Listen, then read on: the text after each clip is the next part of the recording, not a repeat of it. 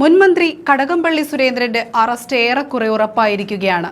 അതായത് ഒരു കേസിൽ ജാമ്യം കിട്ടിയ ഉടനെ ഉണ്ണികൃഷ്ണൻ പോറ്റി പറഞ്ഞത് തന്നെ കുടുക്കിയവരെ കുടുക്കുമെന്നുള്ളതായിരുന്നു. എല്ലാ പ്രമുഖരും ജയിലിൽ കിടക്കുമ്പോൾ ഇനി ആരാണ് കുടുങ്ങാനുള്ളത് എന്നും ആരെയാണ് പോറ്റി ഉദ്ദേശിച്ചതെന്നും ചർച്ച ചെയ്ത അന്വേഷണ സംഘം എത്തിച്ചേർന്നിരിക്കുന്നത് മുൻമന്ത്രി കടകംപള്ളി സുരേന്ദ്രനിലേക്കാണ്. എന്നാൽ അന്വേഷണം നടത്തുന്ന SITയും അവരെ നിയന്ത്രിക്കുന്ന കേരള ഹൈക്കോടതിയും ആ വാക്കുകളെ വലിയ ഉത്തരവാദിത്വത്തോടെ തന്നെയാണ് ഏറ്റെടുത്തിരിക്കുന്നത്. അതിന്റെ ഭാഗമായി പ്രത്യേക നിർദ്ദേശപ്രകാരം നീക്കം തുടങ്ങിയിരിക്കുകയാണ് അന്വേഷണ സംഘം.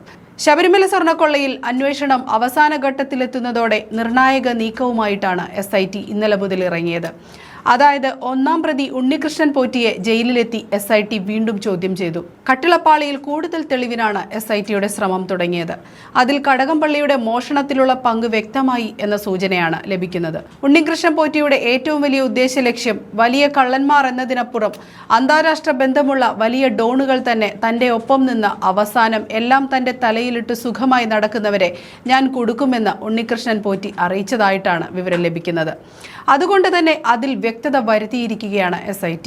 അതായത് ശബരിമലയിലെ കട്ടിളപ്പാളിയും ദ്വാരപാലക ശില്പങ്ങളും അടക്കം അടിച്ചുമാറ്റി കൊണ്ടുപോയത് ഉണ്ണികൃഷ്ണൻ പോറ്റിയുടെ ഇഷ്ടപ്രകാരമല്ല.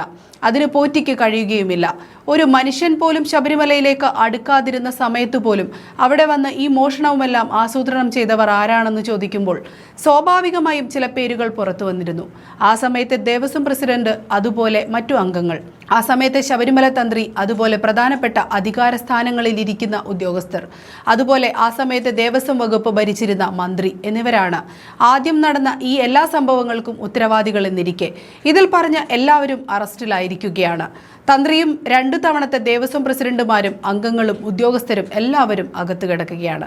അപ്പോൾ ഉണ്ണികൃഷ്ണൻ പോറ്റി പറയുന്ന തന്നെ കുടുക്കിയവർ ആരാണ് എന്ന് ചോദിച്ചാൽ പുറത്തു നിൽക്കുന്നവരിൽ ദേവസ്വം മന്ത്രി കടകംപള്ളി സുരേന്ദ്രൻ മാത്രമാണ് ബാക്കിയുള്ളത്. അദ്ദേഹത്തിന്റെ പേര് ആദ്യം തന്നെ പോറ്റിയും പത്മകുമാറും ഒരുപാട് തവണ പറഞ്ഞതാണ്. ചോദ്യം ചെയ്തുവെങ്കിലും ബാഹ്യസമ്മർദ്ദം മൂലം മന്ത്രിയുടെ അറസ്റ്റ് നടന്നില്ല. എന്നാൽ പോറ്റി തുനിഞ്ഞിറങ്ങിയതോടെ SITക്ക് കള്ളക്കളി കളിക്കാനാവില്ല. അതായത് കടകംപള്ളിയുടെ അറസ്റ്റിലേക്കാണ് SIT നീങ്ങുന്നത്. അതുമാത്രമല്ല, ചില കേസുകളിൽ ഉണ്ണികൃഷ്ണൻ പോറ്റിക്ക് ജാമ്യം ലഭിച്ചു. ഇനി മറ്റേതിലും ജാമ്യം ലഭിച്ചാൽ മുരാരി ബാബുവിനെ പോലെ പോറ്റിയും പുറത്തിറങ്ങും. അപ്പോൾ വിശദമായ ഒരു വാർത്താ സമ്മേളനം വിളിച്ച് അയാൾ എല്ലാം തുറന്നു പറയും. അന്ന് SIT കുടുങ്ങും. അത് മുൻകൂട്ടി കണ്ടുകൊണ്ടാണ് SIT നീക്കം ശക്തമായിരിക്കുന്നത്.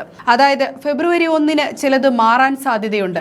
കട്ടിളപ്പാളി കേസിൽ പോറ്റി അറസ്റ്റിലായിട്ട് 90 ദിവസമാകാനിരിക്കെയാണ് SITയുടെ പുതിയ നീക്കം എന്ന് പറയുമ്പോൾ ഫെബ്രുവരി 1 കട്ടിളപ്പാളി കേസിൽ 90 ദിവസമാവും പോറ്റിക്ക്.